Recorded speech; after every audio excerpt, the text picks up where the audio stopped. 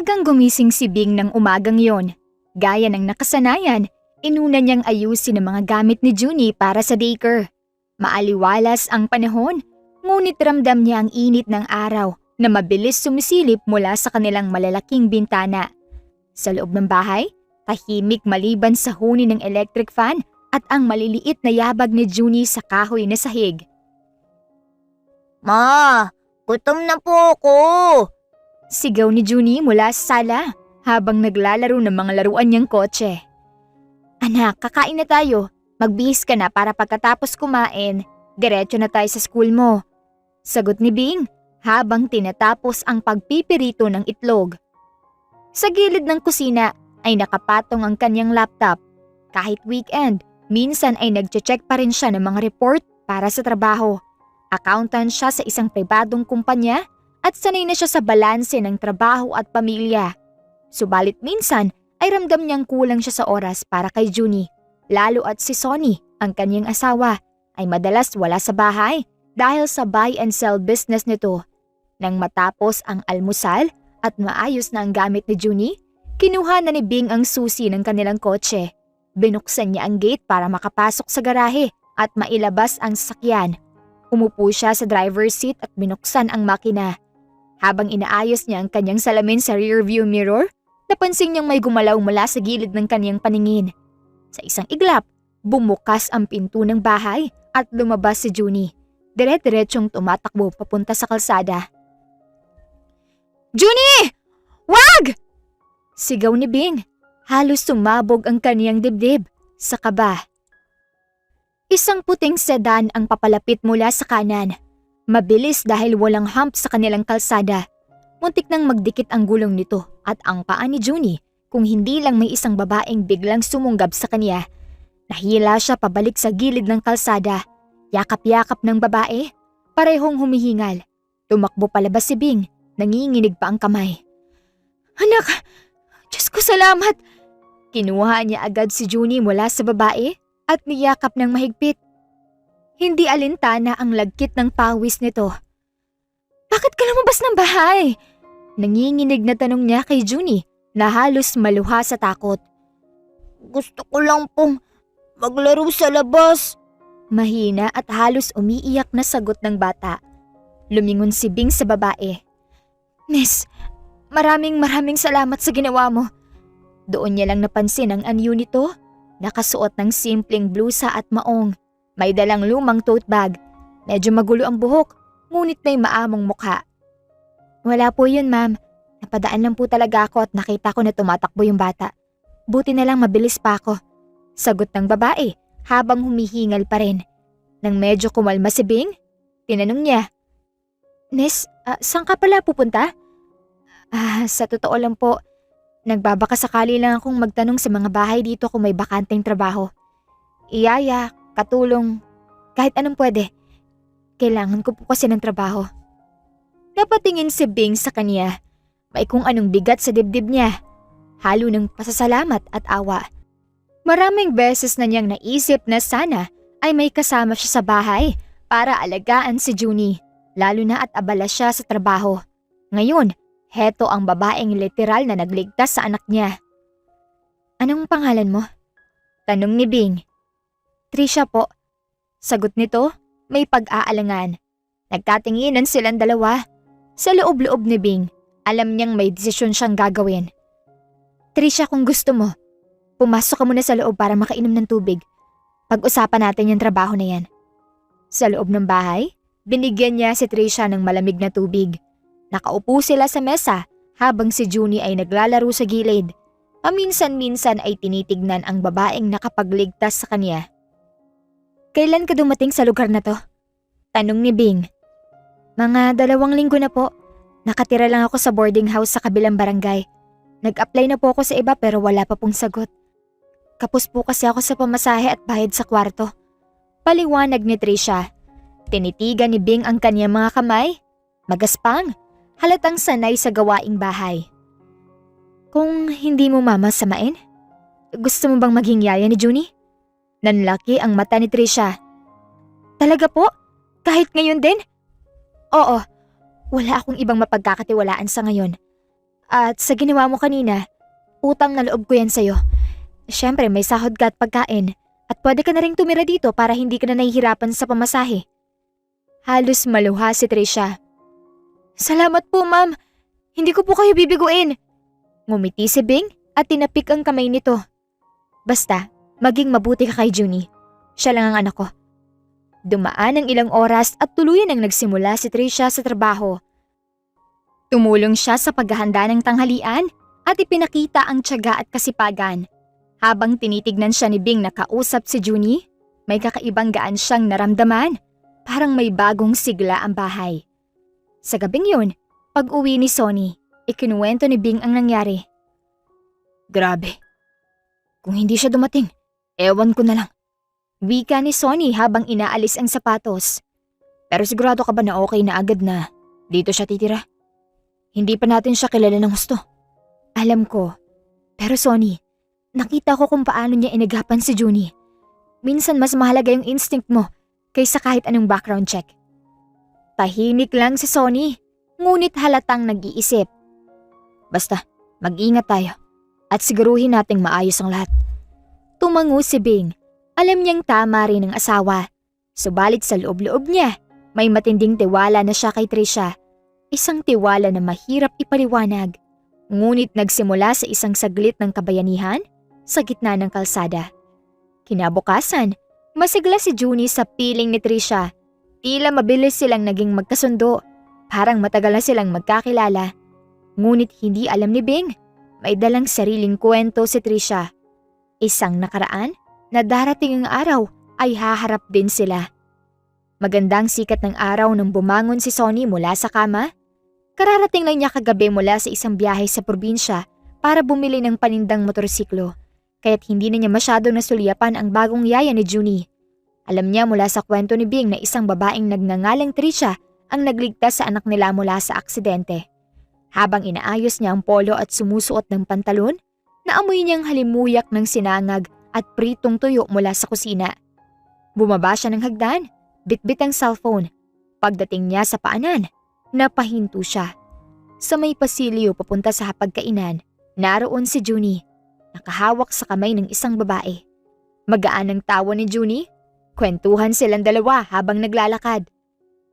Nang mag-angat ng tingin ng babae, tumama ang paningin nito kay Sonny. Parang tumigil ang mundo ng ilang segundo. Trisha, bulong ni Sonny sa isip niya. Nanuyo ang lalamunan niya. Para bang may matalim na tinik na biglang sumabit sa kanyang dibdib. Sa kabilang banda, bahagyang naniga si Trisha, ngunit agad din siyang ngumiti. Isang ngiting pangkaraniwan, walang bakas ng pagkabigla. Magandang umaga po, sir. Magalang niyang bati na para bang ngayon lang sila nagkita. Oo, magandang umaga.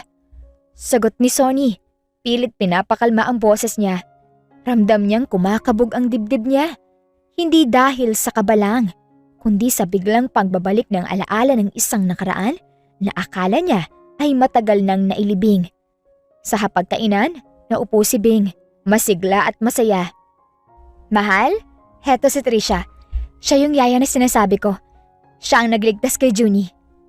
Napatingin si Sunny kay Bing, saka kay Trisha. Ganun ba? Salamat sa ginawa mo. Sabi niya, tinatangkang gawing kasuwalang tono. Nako, wala po yun. Sagot ni Trisha, nakayuko pero may bahagyang ngiti. Sa loob-loob niya, tinitimbang niya ang bawat reaksyon ni Sonny. Alam niyang nakakagulat ang kanilang pagkikita, pero mas alam niyang ito ang simula ng pagkakataon para maibalik ang isang bagay na matagal na niyang pinagsisihan na nawala. Sa ilalim ng mesa, hindi alam ni Bing, pinipigil ni Sonny ang panginginig ng mga daliri. 5 taon ang relasyon nila noon. 15 taon na ang nakararaan mula nang huli silang mag-usap. Iniwan siya ni Trisha para kay Roger, isang negosyanteng mas may kaya. Ngunit matapos lang ang 3 taon, narinig niyang naghiwalay din sila. At ngayon, heto siya, nakaupo sa parehong mesa, kasama ang asawa niya at anak. Tila walang nangyari. Mahal, kailangan ko na ring umalis. May meeting ako sa opisina. Wika ni Bing habang nilalagyan ng palaman ang tinapay. Trisha, samahan mo na rin si Junie papuntang school. Mahihirapan ako kung mag-isa lang siya. Opo, ma'am. Magalang na sagot ni Trisha na ngayon ay bahagyang sumulyap kay Sonny bago muling tumingin sa kape sa kanyang harapan. Pinilit ni Sonny na kumilos na parang normal. Junie, makinig ka kay Yaya Trisha. Huwag kang tatakbo sa daan. Sabay pilit ng ngiti. Opo, Daddy. Masayang sagot ng bata. Walang kamalay-malay sa tensyon sa paligid. Pagkatapos ng almusal, nagpaalam na si Bing. Isinuot ang kanyang blazer. Hinalikan si Junie sa noo at niyakap si Sonny bago umalis. Ingat ka, sabi niya. Ingat ka rin, sagot ni Sonny, sabay tingin kay Trisha na nakayuko, tila abala sa pagsasara ng bag ni Junie. Nang makalabas si Bing, ilang segundo lang ang lumipas bago sumunod si Trisha palabas. Hawak si Junie. Pero bago pa sila tuluyang makalayo, lumingon si Trisha kay Sonny. Isang ngiti, matamis, ngunit may halong misteryo ang iniwan niya. Habang nasa kotse ay abala si Bing sa pagmamaneho, habang sumasagot din sa cellphone. Samantala, tahimik lang si Trisha at bahagyang nakangiti dahil naalala si Sonny. 15 taon. Pero hanggang ngayon, ikaw pa rin, Sonny. Alam niyang hindi ito simpleng trabaho lang. Nang marinig niya mula sa isang kakilala kung saan nakatira si Sonny ngayon, alam niyang ito ang pagkakataon para lumapit muli. Kaya nang mawalan siya ng trabaho, hindi siya nagdalawang isip na magpunta sa lugar na yon. Umaasang makakahanap ng paraan para makapasok sa buhay nito. At ngayon, heto siya, kasama ang anak ni Sonny. Magagawa niya ang plano. At sa isip niya, hindi siya aalis nang wala si Sonny sa piling niya muli. Pagkabalik ni Sonny sa hapagkainan matapos silang umalis, umupo siya ng mariin sa upuan. Nakasandal siya at malalim ang buntong hininga. Ramdam niya ang panginginig sa sikmura, hindi lang dahil sa gulat, kundi dahil sa takot kung anong maaaring mangyari. Bakit ka pa bumalik, Trisha? Bulong niya sa isipan. May asawa na siya ngayon, may anak at maayos ang buhay. Pero ang presensya ni Trisha ay parang aninong handang gumiba ng lahat. Alam niyang si Bing ay walang kaalam-alam sa nakaraan nila. At sa ngayon, wala siyang balak sabihin. Baka masira ang tiwala. Kaya pinili niyang magpanggap na walang koneksyon sa bagong yaya ng kanilang anak. Ngunit sa malalim na sulok ng kanyang isipan, may bahagi ring natatakot sa sariling emosyon. Samantala, pagkadating nila sa school, inalalayan ni Trisha si Junie hanggang sa pinto ng silid-aralan. Mag-aral kang mabuti, ha? Opo, Yaya Trisha. Masayang sagot ng bata bago pumasok. Hindi na bumaba si Bing ng kotse dahil sa pagmamadali. Pagkaalis ni Junie, naupo si Trisha sa waiting area. Tumingin siya sa paligid, saka dahan-dahang ngumiti. Sa loob-loob niya, nagsisimula ng kanyang plano. Hindi siya nagmamadali. Alam niyang sa bawat araw na lumilipas, mas lalapit siya sa pamilya ni Sonny. Hanggang makahanap siya ng butas para makuha muli ang puso nito. At ngayong magkasama sila sa iisang bubong, alam ni Trisha na hindi magtatagal, mabubuhay muli ang damdaming minsan nang namatay. O baka, hindi kailanman nawala. Hindi pumasok sa shop si Sonny sa araw na yon. Gusto sana niyang magpahinga, bumawi ng tulog at magpalipas ng oras sa bahay. Ngunit kahit anong pilit niyang i-relax ang sarili, ang mukha ni Trisha ang paulit-ulit na sumasagi sa isipan niya. Yung ngiti nito sa hapagkainan kanina, yung tingin na may halong alaala at tanong. Pagsapit ng tanghali, natanggap niya ang mensahe ni Bing mula sa opisina. Mahal, ikaw na munang sumundo kay Junie sa school. May overtime ako mamaya. Salamat. Napabuntong hininga si Sonny. Alam niyang kasama si Trisha sa pagsundo. Sa loob ng kotse, si Sonny ay nasa manibela. Nakatingin sa kalsada pero ramdam niya ang kakaibang bigat sa loob. Sa likod, si Junie ay nakaupo sa gitna. Naka-seatbelt. Masayang nagkukwento tungkol sa ginawa nila sa klase. Daddy, may award ako mamaya sa drawing contest. Masiglang sabi ni Junie. Talaga? Good job, anak. Sagot ni Sonny. Pilit pinapababa ang tono ng kaba. Habang nagsasalita si Junie, Paminsan-minsan ay sumisilip si Sonny sa rearview mirror. Doon niya nakikitang nakatingin din si Trisha sa salamin. Parang hinuhuli ang mata niya. Sa ilang segundo na nagtama ang tingin nila, may katahimikan na parang nagsisigawan ng mga alaala. "Kumusta ang tulog mo kagabi, Sir Sonny?" Tanong bigla ni Trisha, walang bakas ng pangamba sa boses. "Maayos naman." Sagot niya, mabilis na ibinilik ang tingin sa kalsada. Pero hindi tumigil si Trisha sa pagbibigay ng ngiti, habang si Junie ay walang kamalay-malay na nasa gitna ng dalawang taong may matinding kasaysayan. Pagdating sa bahay, pagkaparada ng kotse, mabilis na bumaba si Sonny at pinagbuksan si Junie. "Anak, magpalit ka muna ng damit bago tayo kumain, ha?" Opo, Daddy. Tumakbo si Junie papasok sa bahay. Naiwan sa labas si Sonny at Trisha. Tulad ng inaasahan, si Trisha ang nagsara ng gate. Pagpasok nila sa loob, nakita niyang walang ibang tao. Ang katahimikan ay parang naghihintay ng pagsabog. Sa sala, huminto si Sonny at hinarap si Trisha. "Kailangan nating mag-usap." Seryoso niyang wika. Tumango si Trisha, umupo sa sofa at tumingin sa kanya. "Sige, nakikinig ako." "Trisha, hindi kita inaasahan dito. Hindi ko alam kung aksidente to o sinadya mo. Pero malinaw na hindi to pwedeng magtagal." Panimula ni Sonny, mababa ang boses. "May asawa na ako. May anak na ako. Ayokong masira yon." Hindi kumarap si Trisha. "Hindi to aksidente, Sonny. Sinadya kong makita ka ulit." Napahigpit ang pagkakahawak ni Sonny sa kanyang tuhod. "Bakit? Hindi ba't ikaw ang umalis noon? Ikaw ang pumili kay Roger." "Dahil akala ko, siya ang mas makakapagbigay sa akin ng maayos na buhay." Sagot ni Trisha. May bahid ng panghihinayang sa tono. "Pero mali ako. Walang araw na hindi kita naisip at nang marinig ko kung nasan ka, alam kong kailangan kong subukan muli." Humigpit ang panga ni Sonny. "Trisha, wala ka nang babalikan. Patay na yung nakaraan." Tumayo si Trisha at lumapit. Halos magkadikit na sila. "Patay? Kung patay na, bakit ka nanginginig ngayon? Bakit hindi mo ako kayang tignan ng matagal? Alam kong may nararamdaman ka pa." Umatras si Sonny. Umiwas ng tingin. "Hindi totoo yan." Pero ngumiti si Trisha, isang ngiting puno ng kumpiyansa. "Sonny, mahal pa rin kita. At kahit gawin mo akong kabit, okay lang. Ayos lang. Basta makasama lang kita, sapat na sa akin." Napahawak si Sonny sa sentido. "Hindi mo alam ang sinasabi mo. Hindi ko sisirain ang pamilya ko." "Hindi ko rin naman sisirain." Tugon ni Trisha, malumanay ngunit matatag. "Tahimik lang ako. Wala kang maririnig kay Bing, pero hahayaan mong nandito ako malapit sa'yo. Kahit hindi mo sabihin sa iba, alam nating dalawa." Ilang segundo silang parehong tahimik. Sa labas, maririnig ang huni ng ibon at tahol ng aso sa kapitbahay. Sa loob, tanging tunog ng mabibigat nilang paghinga ang nangingibabaw. Sa isip ni Sonny, parang pinipiga ang dibdib niya.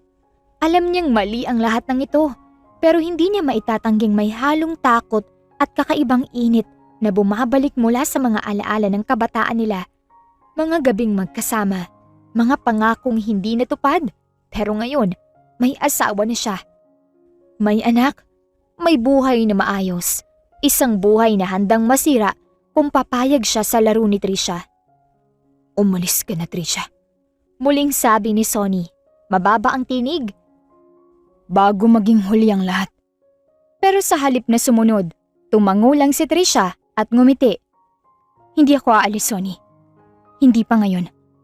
May plano ako. At balang araw, hindi mo na ako kayang itaboy." Lumakad siya palayo. Iniwan si Sonny sa sala na parang nakalulo ng bato. Alam ni Sonny, hindi iyon isang hungkag na banta. Kilala niya si Trisha. Kapag may gusto ito, gagawin ang lahat para makuha. Lumipas ang mga araw, tila ba unti-unting sinasanay ni Trisha ang presensya niya sa bahay. Hindi siya lantaran kung kumilos, pero ramdam ni Sonny na bawat galaw nito ay may nakatagong layunin. May mga pagkakataong magtatama ang kanilang paningin sa kusina habang nagtitimpla siya ng kape at si Trisha naman ay naghuhugas ng pinggan. May saglit na titig, isang bahagyang ngiti, at tapos ay babalik sa ginagawa. Hindi man lumalapit si Sonny, alam niyang sinusubok siya ni Trisha. Minsan, kung dadaan siya sa sala, sasalubungin siya ng bango ng pabango nitong pamilyar sa kanya. Ang parehong amoy na nakasanayan niya, 15 taon na ang nakalilipas. At sa mga gabing tahimik, habang nakahiga sa kama at tulog si Bing, nanunumbalik sa isip ni Sonny ang mga alaala ng kanilang kabataan. Ang mga gabing magkahawak kamay, ang init ng balat nito sa kanyang balat, at ang halik na minsan niyang tinuring na walang kapantay. Pinipilit niyang alisin sa isipan, pero para bang mas lalo lang siyang hinahatak pabalik ng alaala. Isang Sabado ng umaga, bumisita si Olivia, ang ina ni Sonny. Wala si Bing dahil may out-of-town meeting. Nakasando at may bitbit na bayong ng prutas. Pumasok siya sa bakuran pagkatapos kumatok sa gate. Nang bumukas ito, nanlaki ang mata niya. Trisha? Halos pasigaw na sambit ni Olivia. Napaatras si Trisha, ngunit agad ding ngumiti. Tita Olivia, ikaw po pala. Kamusta na po kayo? Walang hiya ka? Anong ginagawa mo dito? Mabilis na lumapit si Olivia at kung hindi lang nadampot ni Trisha ang gate, marahil ay nasa bunutan na siya. Hindi ka ba nahiya ha? Pagkatapos mong lokohin ang anak ko, nandito ka pa sa pamamahay nila?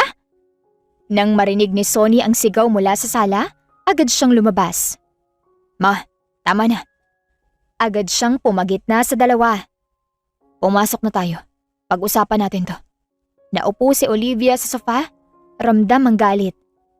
Sonny, ipaliwanag mo sa akin kung bakit ang babaeng sumira sa iyo noon ay nandito sa bahay mo ngayon. Huminga ng malalim si Sonny. Ma, hindi mo naiintindihan. Siya ang nagligtas kay Junie sa aksidente. Kailangan ni Bing ng yaya at siyang dumating sa oras na yon. Maraming ibang pwedeng maging yaya. Bakit siya pa? Mariing sabi ni Olivia, halos tumataas ng boses. Hindi maganda na nasa iisang bubong kayo ng asawa mo kasama ang dati mong kasintahan. Lalo na't alam ko kung gaano kalakas ang tapit ng babaeng yan sa'yo noon. Napayoko si Sonny. Alam niyang totoo ang sinasabi ng ina. Ngunit alam din niyang hindi basta-basta mapapalaya si Trisha, lalo na't nandyan si Bing na walang kaalam-alam. Ma, huwag ka namang gulo. Gagawan ko to ng paraan. Sa tamang panahon. Ngumisi ng mapait si Olivia. Sana totoo yan. Kasi kapag may nangyaring masama, hindi ako mananahimik. Tumayo siya, kinuha ang bayong, at diretsyong lumabas ng bahay. Hindi na nagpaalam. Pagkasara ng gate, lumapit si Trisha sa sala. Mabagal ang kaniyang hakbang at namumugto ang mata, tila ba galing sa pag-iyak. Sonny, mahina niyang sambit, parang isang batang nangangailangan ng talinga. Pasensya ka na. Hindi ko ginusto na magkagulo kayo ng mama mo. Hindi ko rin ginusto na ganitong sitwasyon. Huminga ng malalim si Sonny, sinubukang manatiling matatag. Trisha, alam mo kung bakit galit siya. Hindi madaling kalimutan yung nangyari noon. Tumulo ang luha ni Trisha, dumadaloy sa pisngi nito. Pero hindi mo ba nakikita? Sinusubukan kong ayusin ang lahat. Wala na si Roger sa buhay ko. Wala na akong pamilya. Ang tanging meron na lang ako ay yung pagmamahal ko sa'yo. Hindi mo pwedeng sabihin yan. Wika ni Sonny. Ngunit bago siya matapos, lumapit si Trisha at mahigpit siyang niyakap mula sa harapan. Ramdam ni Sonny ang init ng katawan nito, ang lambot ng braso sa kaniyang likod. Sonny, kahit kabit lang ako ayos lang. Basta makasama lang kita. Nakaramdam siya ng kilabot at init ng sabay. Para bang bumalik siya sa panahong wala pang Bing, wala pang anak, at si Trisha lang ang iniisip niya gabi-gabi. Napapikit siya, bahagyang hinimas ng babae ang kanyang likod at balikat. Trisha, mahina niyang wika, para bang nalulunod sa alon ng alaala. Ngunit bigla siyang napahinga ng malalim. Pilit inaalis ang sarili sa yakap. Tama na, hindi pwede to. Bumitaw si Trisha, ngunit may ngiting may halong tagumpay. Sa ngayon, Sonny, pero alam kong darating ang araw. Hindi mo na ako kayang iwasan. Sa gabing yon, habang mag-isa si Sonny sa sala at tulog na si Junie, hindi siya mapakali. Paulit-ulit bumabalik sa isipan niya ang mga yakap at haplos ni Trisha. Alam niyang napigilan niya ang sarili kanina. Pero hanggang kailan? Sa labas ng bintana, nakasilip si Trisha mula sa madilim na pasilyo ng kwarto ng mga katulong. Tahimik siyang ngumiti. Isang ngiti ng taong alam na unti-unti nang natutupad ang kaniyang plano. Kinagabihan, matapos maghapunan, tila normal ang lahat sa bahay. Tahimik si Sonny habang nasa sala. Kunwari ay abala sa panonood ng TV. Pero sa totoo ay iniisip niya pa rin ang mga nagdaang araw. Ang paulit-ulit na pang-aakit ni Trisha, ang pagbabalik ng alaala ng nakaraan at ang kaba na baka mabuko ni Bing ang lahat. Hindi niya alam kung hanggang kailan niya kayang pigilan ang sarili, lalo na at nakikita niya ang bawat tingin ni Trisha ay puno ng pananabik at panguudyok. Samantala, sa kusina, nakaupo sina Bing at Trisha habang umiinom ng kape. Naging paksa ang anak nila at ang mga nangyayari sa eskwelahan. Trisha, sabi ng teacher ni Junie, madalas daw siyang tahimik sa klase. May problema ba? Wala naman, ma'am. Baka nahihiya lang siya. Alam mo naman, basta bata medyo iba-ibang mood. Oo, pero baka mas maganda kung mas madalas mo siyang kausapin. Alam mo malaking bagay yun para maging komportable siya. Sige ma'am, gagawin ko. Ayos, basta importante maayos ang pakiramdam niya. Lalo na't nandito ka na lang rin sa bahay. Mas madaling mo siyang maalagaan. Habang nag-uusap ang dalawa, mula sa gilid ay nakikinig si Sonny. Hindi niya alam kung bakit may halong kaba sa dibdib niya. Marahil dahil sa takot na baka mapansin ni Bing ang kakaibang tensyon sa pagitan nila ni Trisha. Kaya't matapos ang usapan, nagdesisyon siyang manatiling tahimik at magkulong muna. Ilang araw ang lumipas, tila lalong sumisidhi ang ginagawa ni Trisha. Sa bawat pagkakataong magkakasalubong sila sa pasilyo, laging may bahagyang pagdampi ng kamay o kaya ay titig na matagal bago bumitiw. Minsan, sa tuwing may pagkakataon, babanggitin niya ang mga lumang alaala na para bang nais muling buhayin ang kanilang nakaraan. Isang gabi, habang nasa labas si Bing para bumili ng ilang gamit sa grocery, nagkasabay sina Sonny at Trisha sa kusina. Nagkunwari itong kukuha lang ng tubig. Ngunit sa halip ay lumapit sa kanya ng masyado. Halos magdikit ang kanilang mga braso. Sonny, hanggang kailan mo ba ako iiwasan? Trisha, tigilan mo na to. Ayokong masirang pamilya ko. Pero ako, wala ka bang pakialam sa nararamdaman ko? Hindi na tayo. Tapos na yun. Hindi sa akin. Bago pa man makasagot si Sonny, lumapit pa si Trisha at marahang hinaplos ang kanyang dibdib. Saglit na napahinto si Sonny. Ramdam niya ang bilis ng tibok ng puso niya at ang init na sumisiklab sa kaniyang katawan. Ngunit bago pa man siya tuluyang bumigay, umatras siya at iniwas ang tingin. Umalis ka na, Trisha. Please. Nang bumalik si Bing, wala siyang kamalay-malay sa nangyaring tensyon sa kusina. Ngunit napansin niyang medyo tahimik si Sonny, kaya tinanong niya ito habang naghahanda para matulog. Pagod ka ba? Parang malayong iniisip mo. Oo, trabaho lang. Sige, basta kung may problema, sabihin mo lang sa akin. Oo, mahal. Salamat. Makalipas ang isang linggo, araw ng simpleng handaan dahil birthday ni Junie, nag-imbita si Bing ng ilang kapitbahay at kaibigan. Masaya ang lahat, ngunit hindi maikakaila na paminsan-minsan ay palihim na sinusulyapan ni Trisha si Sonny. Lalo itong nagiinit sa selos sa tuwing nakikita niyang masaya si Sonny sa piling ni Bing at ng kanilang anak. Pagkatapos ng handaan, habang abala si Bing sa paghuhugas ng plato at si Junie ay naglalaro sa sala, sinadya ni Trisha na makipagsalubong kay Sonny sa pasilyo. Alam mo, mas bagay tayong dalawa. Aminin mo. Trisha, huwag kang magsalita ng ganyan. Ayokong magkaroon ng gulo. Kung ayaw mo ng gulo, bakit di mo nalang aminin na mahal mo pa ako? Hindi na kita mahal. Hindi ka marunong magsinungaling, Sonny. Kita sa mga mata mo. Bago pa man siya makasagot, narinig nila ang tinig ni Bing mula sa kusina, kaya't agad silang nagkanya-kanyang lakad. Ngunit sa loob-loob ni Sonny, alam niyang hindi siya basta-basta makakawala sa patibong ni Trisha kung patuloy itong ganito. Lumipas ang ilang araw at dumating ang isang pagkakataon na wala si Bing. May overnight training ito para sa trabaho. Naiwan sa bahay sina Sonny, Trisha at Junie. Habang tulog si Junie sa kwarto, Kumatok si Trisha sa silid ni Sonny. Ano na naman, Trisha? Gusto ko lang makipag-usap. Saglit lang. Hindi tayo pwedeng mag-usap ng ganito. Alam mo yan. Takot ka lang. Takot ka sa nararamdaman mo para sa akin.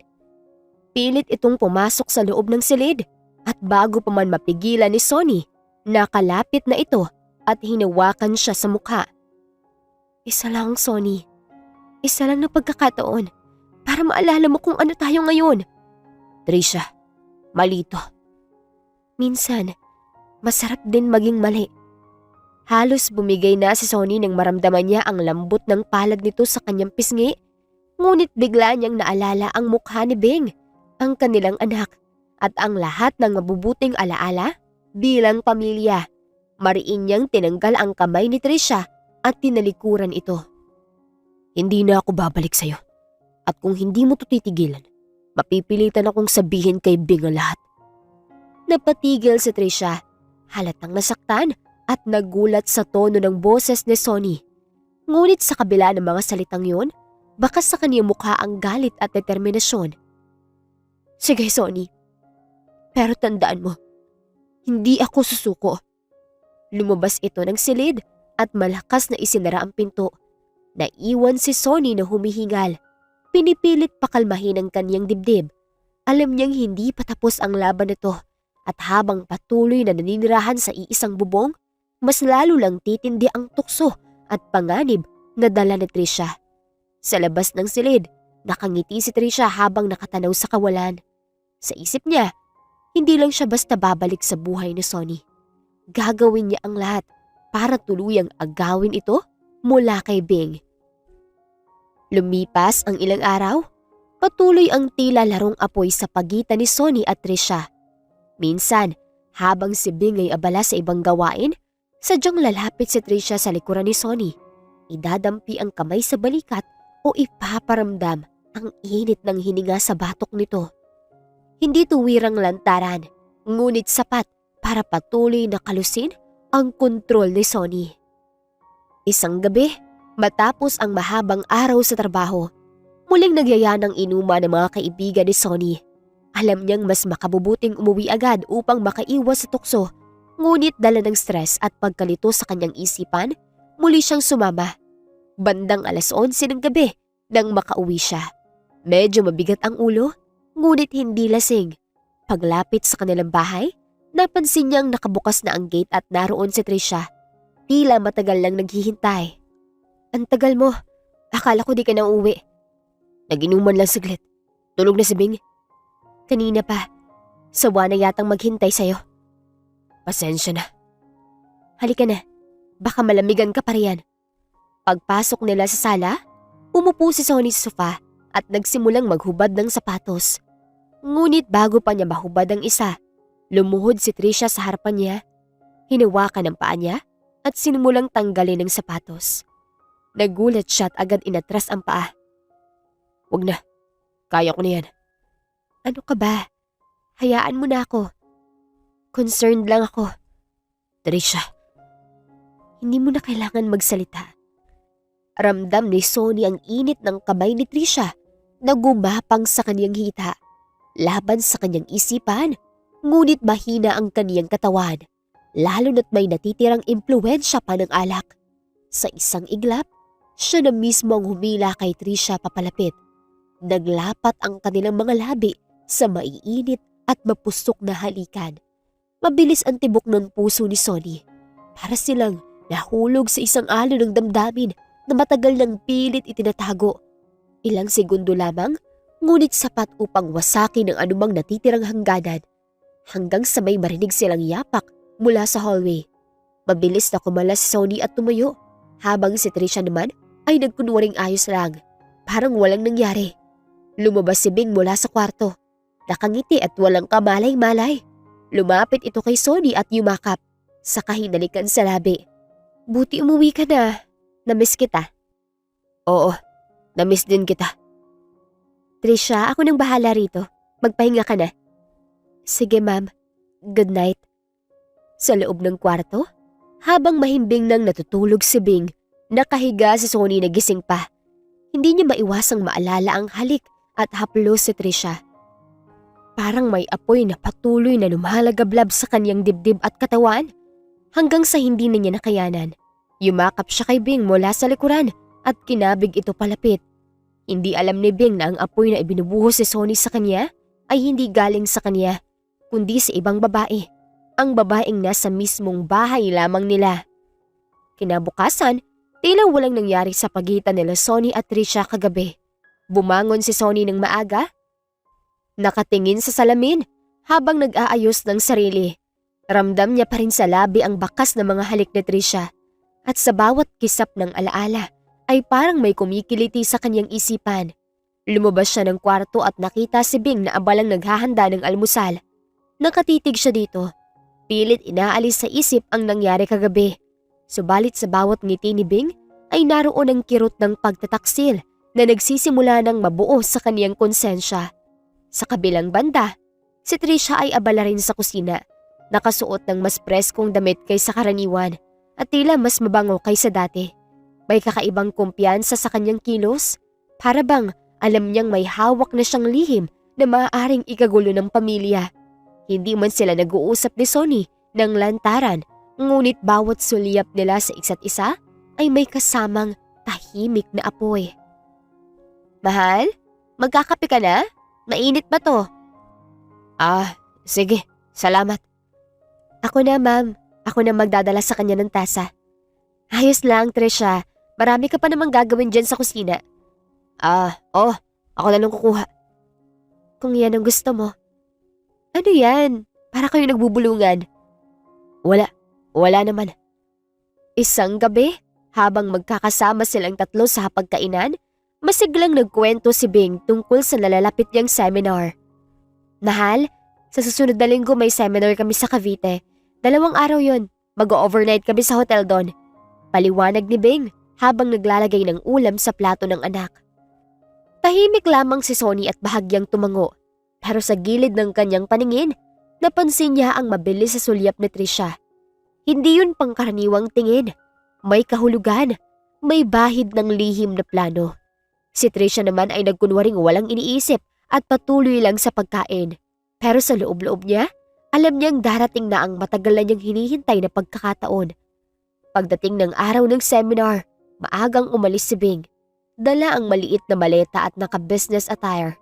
Nagpaalam pa ito kay Sonny at sa anak bago tuluyang sumakay ng kotse. Habang papalayo ang sasakyan, hindi mapigilan ni Trisha ang mapangahas ng ngiti sa labi. Parang may umaalab na apoy sa kanyang dibdib. Ang 2 araw na ito ay para sa kanya. Pagsapit ng gabi, matapos matulog ang bata at makasiguro siyang tahimik na ang bahay, marahan siyang nagtungo sa kwarto ni Sonny. Hindi na siya kumatok. Agad niyang binuksan ang pinto at sinarayon mula sa loob. Nagulat si Sonny. Nakahiga ito sa kama at nagbabasa ng magazine. Trisha, anong ginagawa mo dito? Tanong niya. Kita ang pagtataka at kaunting kaba sa mukha. Wala na si Bing. 2 lang tayo dito. Mahinang sambit ni Trisha habang dahan-dahang lumalapit. Pagdating sa gilid ng kama, tumalon siya at pumatong kay Sonny. Trisha, wag. Malito. Tangkang pagtutol ni Sonny. Pero unti-unti nang nababago ang tono ng kaniyang boses nang maramdaman niya ang maiinit na labi at yakap ni Trisha. Tuluyan na siyang nilamon ng tukso. Ang mga kamay na kanina ay pumipigil, ngayon ay yumayakap na rin. Sa gabing yun, sa mismong kama na dapat sa kanilang mag-asawa lamang, naganap ang bawal na pagsasanib ng damdamin at laman. Mahaba at mapusok ang gabi at sa halip na konsensya, mas nangingibabaw ang matinding pagnanasa. Kinabukasan, bahagyamang may panghihinayang sa isip ni Sonny. Hindi niya maitatangging nagustuhan niya ang nangyari. Hindi rin nag-atubili si Trisha, sa halip ay mas naging matapang pa. Sa 2 gabi, naulit ang lahat. Mas matindi, mas walang pag-aalinlangan na para bang wala silang asawa at anak na iniisip. 2 araw silang nagpakasasa sa kasalanan at nang umuwi si Bing mula sa seminar, nakangiti at tinawalang kamalay-malay sa mga nangyari. Mabilis na nagbago ang kilos ni Sonny at Trisha. Normal ang mga ngiti, natural ang mga kilos. para bang walang nangyaring kahit ano. Ngunit ilang araw lang ang lumipas bago nagsimulang gumalaw muli ang mga piraso ng plano ni Trisha. Isang tanghali, habang naglalakad siya sa mall, napansin niya sa isang restaurant si Bing. Hindi ito mag-isa. Kasama niyang isang lalaking matipuno at pormal ang bihis. Magkaharap silang kumakain at masayang nag-uusap. Agad bumunot ng cellphone si Trisha at kinuhanan ng litrato ang dalawa. Lihim ang ngiti niyang puno ng kasamang pag-iisip. Hindi dahil may selos siya, kundi dahil alam niyang magagamit niya ito laban kay Bing. Ilang segundo lang, ipinadala na niya ang litrato kay Sonny. Kinagabihan, mula sa kwarto ni Trisha, narinig niya ang mahinang umpisa ng argumento ni na Sonny at Bing. Bing, ano to? Galit na tanong ni Sonny. Hawak ang cellphone na may litrato. Ha? Anong ibig mong sabihin? Sagot ni Bing, halatang naguguluhan. Huwag ka nang magsinungaling. Nakita ka kasama ang ex mo. Si Philip, kumakain sa restaurant. Napakunot ang noo ni Bing. Oo, nakita ko si Philip sa mall kanina. Aksidente lang yun. Nagiya siyang kumain dahil matagal na kaming hindi nagkikita. Wala yun, mahal. Wala. Kasama mo siyang kumain ng masaya at magkaharap pa kayo. Alam mo bang hindi ko gusto na nagkikita kayo? Mariing sabi ni Sonny. Hindi ko naman pinlano yun. At bakit parang mas masama pa sa'yo na nakita mo kung kumain kasama siya kaysa sa ibang bagay na? Biglang natigilan si Bing. Parang may gustong sabihin pero pinigil. Sa sulok ng kanyang kwarto, si Trisha ay nakikinig ng mabuti. Sa bawat sagot ni Bing, mas lalo niyang nakikitang napupunta ang argumento sa direksyong gusto niya. Sa huli, si Bing pa ang lumalabas na may kasalanan. Isang eksaktong senaryong pinapangarap ni Trisha mula pa noong una. At habang unti-unting tumataas ang boses ni Sonny, si Trisha ay nakangiti sa dilim. Alam niyang mas napapalapit na siya sa nais niyang mangyari. Dumaan ang mga linggo at sa loob ng isang buwan ay unti-unting lumalim ang lamat sa relasyon ni Bing at Sonny. Hindi man tuwirang sinasabi ni Bing, ramdam ni Sonny ang malamig na tingin, ang tipid na sagot at ang madalas na pag-iwas ng asawa tuwing siya ay susubukang makipag-usap. Ngunit sa kabilang banda, hindi rin mawala sa isip ni Sonny ang larawan ni Bing at Philip na magkasamang kumakain. Sa tuwing magsasara siya ng mata, bumabalik ang imahe na yun at mas lalo siyang kinakain ng pagseselos. Isang hapon, habang nakaupo si Sonny sa sala at nagbabasa ng dyaryo, dumating si Trisha, bit-bit ang maliit na bag. May ngiti sa labi ngunit may kakaibang kinang sa mga mata. Sonny, kailangan natin mag-usap. Ngayon na. Ibinaba ni Sonny ang dyaryo at ngumiti ng bahagya. Tila naisip niyang isa lang itong karaniwang araw. Anong meron? Mukhang seryoso ka. Umupo si Trisha sa tabi niya. Hawak-hawak ang kamay ng lalaki. Buntis ako. Parang binuhusan ng malamig na tubig si Sonny. Saglit siyang napakurap. Tila di alam kung paano tatanggapin ang balita. Ano? Buntis ka? Oo. At sigurado akong ikaw ang ama. Wala nang iba. Humugot ng malalim na hininga si Sonny. Trisha, alam mo naman na hindi tayo pwedeng patagalin pa to. Kailangan natin gumawa ng paraan. Hindi ko pwedeng itago to habang nandito pa si Bing. Ngumiti si Trisha, ngunit may bahid ng paninindigan. May naisip na ako. Pwede naman tayong magsama. Lumipat ka na lang ng bahay. Ibahay mo ko. Doon natin palalakihin yung bata. Umiling si Sonny. Hindi pwede. Masisira ang buhay natin pareho. Mas mabuti kung pinutol ni Trisha ang sasabihin niya. Kung ano, iiwan mo na ako? Sonny, dala-dala ko ang anak mo. Hindi ko hahayaang lumayo ka sa amin. Pero ayoko rin lumabas ng bahay na to. Dito tayo. Dito ka sa tabi ko. Hindi pwede dito, Trisha. Nandito si Bing. Si Bing? Siya na lang ba lagi ang iniisip mo? Eh ako ha? Ako na buntis. Ako na nanganganib masira ang buhay dahil sa'yo. Nagsimula nang tumaas ang boses ni Sonny. Huwag mo akong baliktarin. Alam mong pareho tayo may kasalanan dito. Pero hindi ako papayag na manatili ka rito habang ginaganito natin si Bing. Bago pa sila makapagpatuloy, isang matalim na boses ang umalingaw-ngaw mula sa pinto ng sala. Anong ibig sabihin nito? Napatigil ang dalawa. Nakatayo si Bing sa may pinto. Hawak ang maliit na bag na pinamili. Kita sa mukha niya ang pagkalito at galit na pilit niyang pinipigil. Bing, makinig ka muna. Hindi ko kailangan makinig. Narinig ko na lahat. Buntis ka, Trisha? At si Sonny ang ama? Napatayo si Trisha, tila naghahanda ng depensa. Bing, hindi mo naiintindihan. Hindi mo alam kung ano ang hindi ko naiintindihan. Araw-araw kitang tinuturing na kapatid. Pinapasok kita sa bahay ko. Tinuring kitang pamilya. Tapos itong isusukli mo?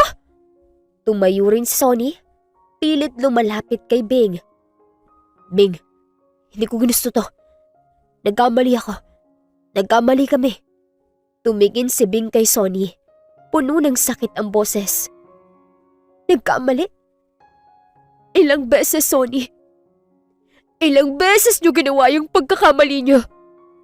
Walang masagot si Sonny. Ibinaling ni Bing ang tingin kay Trisha. Nangingilid na ang luha. At ikaw, lahat ng pagkakataon, lahat ng tiwala sinayang mo. Lahat dahil sa kung anong kalandian yan. Lalo pang tumindi ang tensyon. Hindi mo alam ang pakiramdam na mahalin, Bing. Laging trabaho, laging seminar, laging wala ka sa bahay. Hindi mo alam kung gaano ka kalamig. Kaya kumuha ka ng asawa ng iba? Yun ba ang rason? Sumabat si Sonny. Bing, tama na. Hindi makakatulong ang sigawan. Ayusin na lang natin. Ayusin? Paano mo aayusin ang pagtataksil, Sonny? Sabihin mo sa akin. Hindi na napigilan ni Bing ang pagpatak ng kaniyang mga luha. Tila pinipigilan niya ang sarili na sumigaw pa. Alam mo kung ano mas masakit? Hindi yung niloko mo ko, kundi yung ginawa mo yan. Dito mismo sa bahay natin. Sa kama natin. Hindi makatingin si Sonny. Si Trisha naman ay tahimik, ngunit may halong inis sa mukha. Parang ayaw magpatalo. Kung may kasalanan kami, aminado ako. Pero wag mong isipin na aatras ako. May anak kami ni Sonny, Bing. At gusto ko, dito siya lumaki.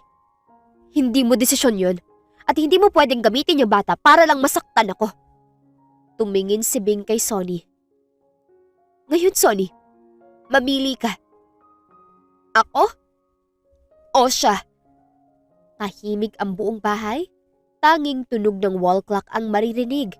Parang bumagal ang oras habang nakatitig si Sonny sa dalawang babae.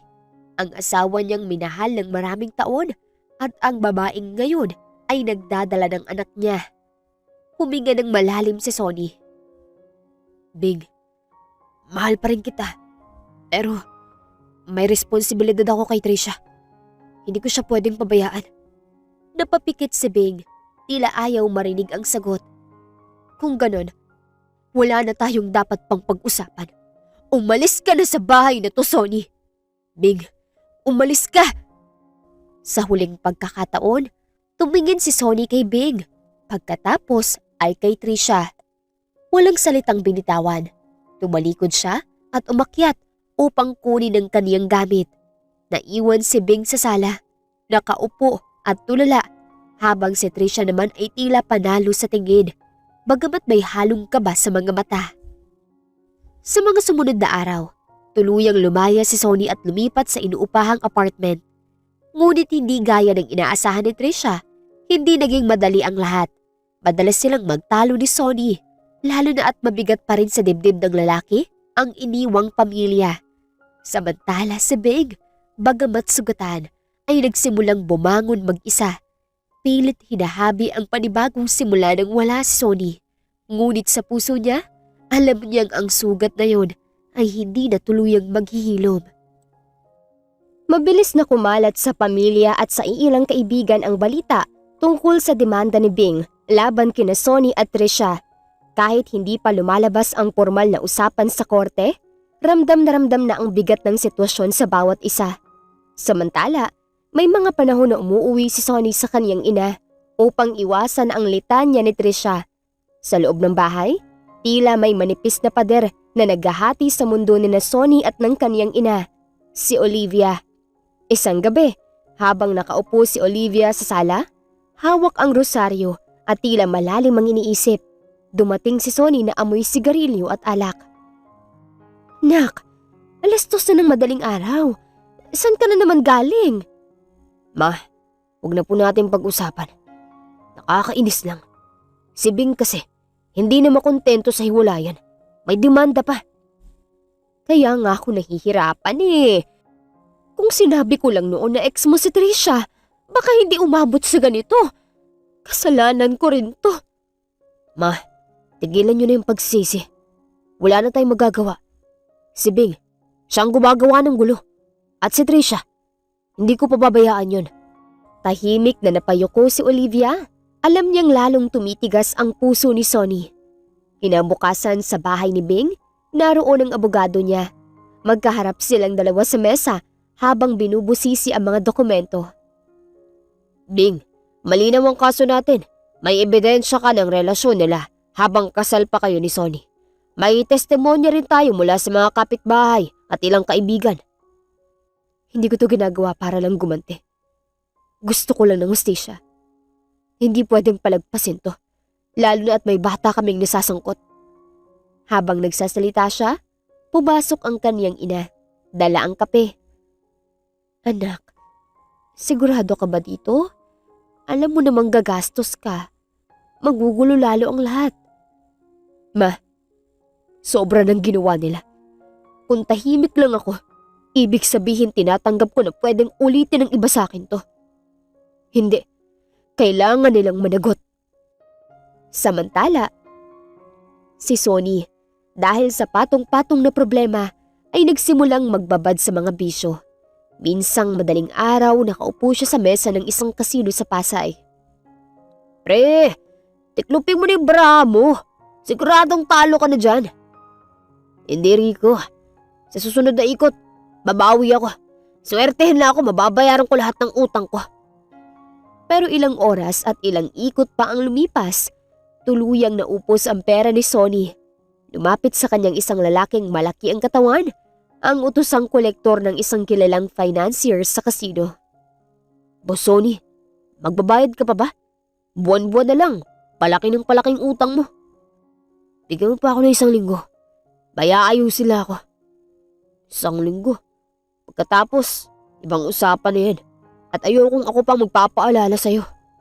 Makalipas ang ilang araw sa pag-uwi ni Sonny, sinalubong siya ng kaniyang ina na may halong takot at inis. Sonny, alam mo bang may lalaki naghahanap sa'yo dito kanina? Ang laki ng katawan, parang siga. Anong pinasok mo na naman? Ma, wala to. Konting aberya lang sa pera. Konting aberya? Anak, huwag mong lokohin ang sarili mo. Nakikita ko na, palubog ka na ng palubog. At habang ginagawa mo yan, lalo ka lang lalayo sa anak mo. At baka pati sa akin. Hindi ko alam ma. Parang wala ng direksyon lahat.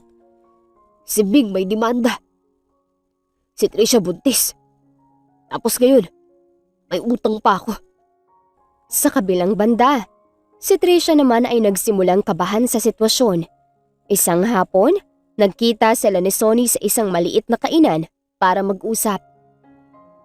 Sonny, kailangan na nating ayusin to. Ayokong madamay sa mga kaso mo sa pera. Trisha, kailangan ko lang ng konting tulong mo. May alam ka bang pwedeng pautang? Kahit pansamantala lang. Hindi ako papasok sa ganyan. Ayoko madamay lalo. Ang sinabi ko sa'yo noon, dito lang ako sa bahay. Pero yung magdala ng problema sa loob nito, hindi. So, iiwan mo rin ako sa ere. Hindi kita iniiwan, pero hindi kita sasabayin sa pagbagsak. Lumipas ang ilang linggo at lalo pang lumala ang sitwasyon ni Sonny. Dumating ang araw na pinuntahan siya ng kolektor sa mismong bahay ni Olivia. Boss Sonny, tapos na ang linggo. Ngayon ang bayaran. Magkano ba ang utang ng anak ko? Mahigit 200,000 na po. Kasama interes. Nanlaki ang mata ni Olivia. Halos mabitawan ang hawak na tasa ng kape. Sonny, paano mo nagawa to? Ma, Wala na akong ibang choice dun. Akala ko makakabawi ako. Ang isang linggo pa ulit bago kami bumalik. Pero kung wala pa rin, ibang paraan ang gagamitin natin. Pag-alis ng kolektor, naupo si Olivia sa sofa. Hawak ang sentido. Anak, anong nangyari sa'yo? Hindi ka ganito dati. Lahat to dahil sa mga maling desisyon. Ma, may huling alis pa ako upang makakuha ng pera. May mga conjugal property kami ni Bing. Kapag annulled na kami, mahahati na yun. Pero habang hindi pa kami annulled, tulungan niyo muna ako na makahanap ng pera pambahid ko sa utang. Sonny, annulment, nahihibang ka na ba? Hapon na noon nang bumuhos ang malakas na ulan. Basang-basa si Trisha habang papasok sa bakuran ng bahay ni Bing. Hindi siya nag-abalang magpaalam o kumatok man lang. Mabilis niyang binuksan ang gate at tuloy-tuloy na tinungo ang pintuan. Binuksan ni Bing ang pinto. Nagulat sa biglaang pagdating ni Trisha. Anong ginagawa mo rito? Wala ka pang respeto? Respeto? Wala ka ring respeto sa akin? Sinira mong buhay ko. Anong sinasabi mo? Ako ang biktima dito, Trisha. Ikaw ang nangaagaw ng asawa. Hindi mo siya kayang mahalin gaya ng pagmahal ko. Kaya kahit buntis ako, ikaw pa rin ang dahilan kung bakit ganito kami. Hindi na nakapagpigil si Bing. Buntis ka? Eh di mas lalong wala kang hiya. Alam mong may asawa si Sonny, pero nagpatuloy ka. Dahil mahal ko siya. At ikaw ang may kasalanan kung bakit nawawala siya sa akin. Mabilis ang naging palitan ng salita. Humigpit ang hawak ni Trisha sa braso ni Bing at sinubukang itulak siya. Ngunit si Bing, dala ng inis at galit, ay bigla ring bumawi ng tulak. Sa lakas ng pagkakatulak, tumilapon si Trisha at bumagsak ng malakas sa malamig na sahig ng sala. Aray ko! Nang makita ni Bing na may dugo ng dumaloy mula sa laylayan ng shorts ni Trisha, natigilan siya. Diyos ko! Trisha, tumayo ka! Dadalhin kita sa ospital! Walang imik si Trisha. Nanginginig at tila nawala ng lakas. Agad siyang tinulungan ni Bing. Pinasan at isinakay sa kotse. Sa ospital, mabilis na kumilos ang mga doktor. Ngunit makalipas ang ilang oras, lumabas ang isa sa kanila at umiling. Pasensya na po. Hindi na natin nailigtas ang bata. Parang binagsakan si Trisha ng langit at lupa. Napatakip siya ng mukha at napahagulgol. Hindi niya alam kung dahil sa sakit ng pagkawala o sa galit na muli niyang nararamdaman kay Bing. Samantala sa labas ng silid, nakatayo si Bing. Tila ninenerbiyos at nagsisisi. Lumapit siya kay Trisha. Trisha, hindi ko sinasadya. Nagalit lang ako. Hindi sinasadya? Alam mo bang anak namin ni Sonny yun? Pinatay mo ang anak ko! Ilang oras lang ang lumipas at dumating si Sonny. Mabilis siyang pumasok sa kwarto ni Trisha at agad na lumapit dito. Ano nangyari? Si Bing! Tinulak niya ako! Dahil sa kanya na walang anak natin. Nanlilisik ang mata ni Sonny habang nakatingin kay Bing. Bing, anong ginawa mo? Sonny, hindi mo naiintindihan. Wala akong gustong intindihin. Dahil sa'yo, wala nang anak ko. Umalis si Bing sa ospital na mabigat ang dibdib. Ngunit sa halip na mapawi ang galit ni Sonny, lalo pa itong nag-apoy. Naging tahimik siya sa mga sumunod na araw. Ngunit sa likod ng katahimikang yun, ay naglalagablab ang galit at hinanakit. Dahil sa pangyayaring yun, mas lalong lumayo ang loob ni Sonny kay Bing. Naging malamig ang pakikitungo niya sa tunay na asawa at mas naging malapit kay Trisha. Ngunit hindi rin naging maganda ang takbo ng kanilang buhay.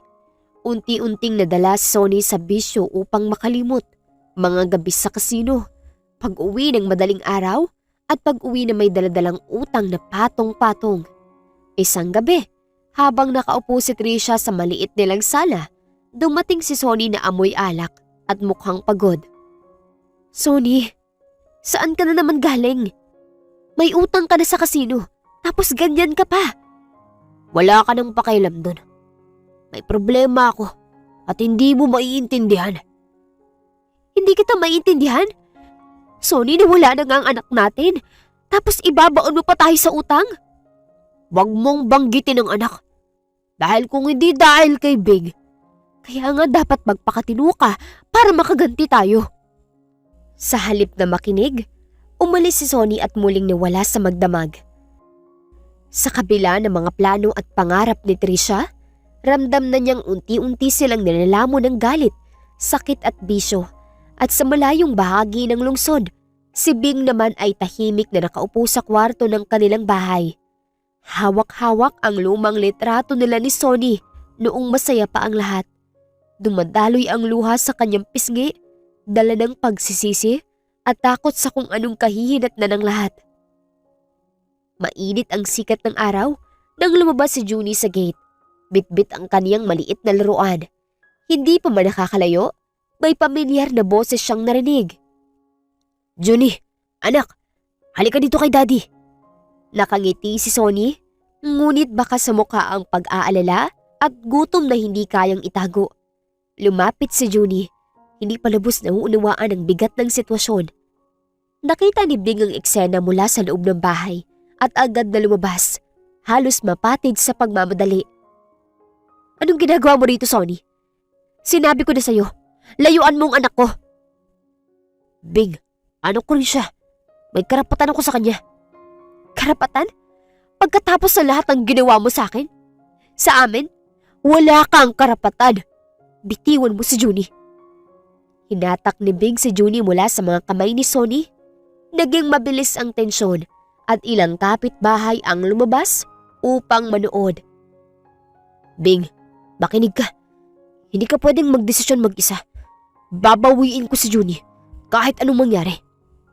Subukan mo, Sonny, at siguraduhin mong handa ka sa kapalit. Matapos ang matalim na titigan, tumalikod si Bing at sinaran ang mariin ang gate. Naiwan si Sonny sa labas.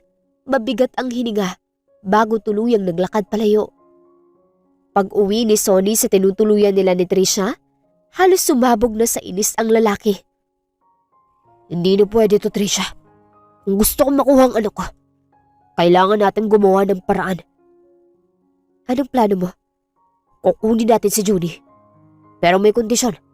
Ibabalik ko lang siya kay Bing kung aalisin niya ang kaso at pipirma siya sa annulment namin. Sonny, sigurado ka ba? Hindi ba mas delikado yan? Mas delikado kung wala akong gagawin. Habang may kaso siya laban sa atin, wala tayong kapayapaan. At habang hindi kami annulled, hindi rin tayo makakapagsimula ng maayos. Nagkatinginan sila, pareho ng handang sumugal. Lumipas ang ilang araw. Maagang nagkita si Sonny at Trisha sa isang kanto, malapit sa eskwelahan ni Junie. Handa ka na ba? Oo, kapag lumabas siya, kukunin ko agad. Wala nang atrasan. Pero bago pa man sila makalapit sa gate ng eskwela, isang itim na SUV ang biglang sumulpot mula sa kanto. Mabilis itong umarangkada patungo sa direksyon ni Sonny. Sonny! Ingat! Isang malakas sa salpok ang umalingaw-ngaw sa kalsada. Tuluyang natagpas ng SUV si Sonny. Tumilapon ang katawan niya at malakas na bumagsak sa sementadong daan. Agad siyang nawala ng malay, duguan at halos hindi na kumikilos. Napatakbo si Trisha, nanginginig ang buong katawan, habang ang SUV ay mabilis ding naglaho sa kanto na parang walang nangyari. Sonny! Sonny! Huwag mo akong iiwan! Gumising ka! Tinangkang tawagin ni Trisha ang mga tao sa paligid para humingi ng tulong. Ngunit huli na ang lahat. Sa mismong braso niya, nalagutan ang hininga si Sonny. Ang mga matang puno ng takot ni Trisha ay napuno ng luha. Humagulgul siya. Halos mabingi ang paligid sa lakas ng kaniyang iyak. Hindi pwede. Huwag mo akong iwan ng ganito. Humahagulgul habang yakap ang lalaki. Dumating ang ilang osisero. May ilan ding nagdial ng 911, ngunit alam ng lahat, wala nang magagawa. Ilang oras matapos ang insidente, dumating ang pulis at investigador. Kinuha nila ang CCTV footage mula sa mga kalapit na establishmento. Habang iniimbestigahan ang kaso, tahimik lang si Bing sa bahay. Walang kaalam-alam sa trahedyang naganap hanggang sa isang kapitbahay ang dumating. Bing, may masama akong balita. Si Sonny na aksidente. Ano? Paano? May sumagasa sa kanya. Patay na siya. Natigilan si Bing. Hindi niya alam kung matutuwa ba siya o malulungkot. Magkahalong damdamin ang namuo sa kanya. Galit, awa at kalayaan. Salamat sa balita. Pupuntahan ko muna si Junie. Pumasok siya sa kwarto. Niyakap ng mahigpit ang anak at mahina itong bumulong. Wala nang mananakit sa'yo, anak. Wala na. Samantala, sa burol ni Sonny, halos mawala ng malay si Trisha sa kaiiyak. Wala siyang ibang sinisisi kundi si Bing. Kung hindi mo lang kami ginigipit, buhay pa sana si Sonny. Pati ba naman sa kamatayan ni Sonny, ako pa rin ang sisisihin mo? At anong ginagawa mo dito? Baka nakakalimutan mo, ako pa rin ang legal wife. Ikaw ang dahilan ng lahat ng to babaeng haliparot. Noon mo pa ginulo ang buhay ng anak ko. At tignan mo siya ngayon. Wala na siya. Mga wala kayong kwenta. Magsama kayong magbiyanan. Ako ang mahal ni Sonny at hindi ikaw. At hetong tatandaan mo, Bing. Gagawin ko ding miserable ang buhay mo. Umalis sa lamay si Trisha na may pagbabanta. Iyakap ni Olivia si Bing at pinakalma. Sa araw ng libing ni Sonny, maagang dumating si Bing sa sementeryo. Tahimik lang siya sa isang tabi habang hawak ang panyo. Pinagmamasdan ang kabaong na unti-unting binababa sa hukay. Sa di kalayuan, sa ilalim ng lilim ng isang punong akasya, nakatayo si Trisha, nakaputing damit na kulubot, buhok na gusot at mga matang namumugto sa pag-iyak. Hindi niya inalis ang tingin kay Bing at sa likod ng mga luha ay naroon ang nag-aalab na galit. Kung hindi dahil sa'yo, buhay pa si Sonny at buhay pa rin ang anak ko. Bulong ni Trisha sa hangin, halos pabulong pero punong-puno ng puot. Tahimik lang siyang nanunood habang isa-isang naghuhulog ng bulaklak ang mga tao sa ibabaw ng kabaong.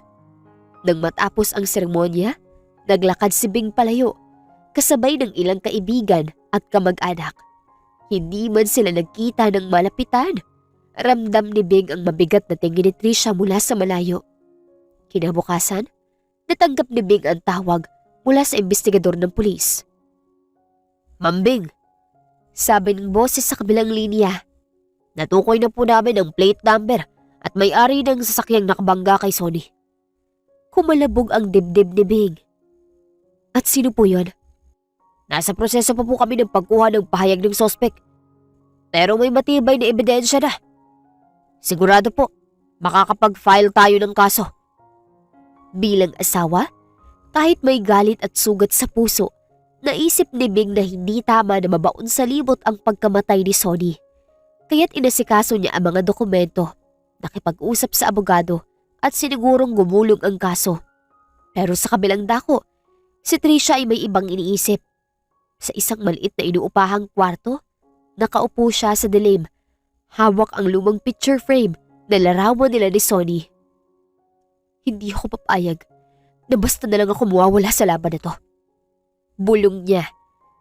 Tignan natin kung hanggang saan ang tapang mo kapag wala ka na rin, Bing. Isang gabi, bandang 11:00, tahimik ang buong subdivision. Nasa loob si Bing ng kwarto, abala sa pagbabasa ng mga papeles, nang biglang makarinig siya ng mahina, ngunit kakaibang tunog mula sa kusina. Para bang may kumalabog at may pinto na marahang bumukas. Nag-angat siya ng ulo. Judy? Tawag niya, pero wala namang sagot.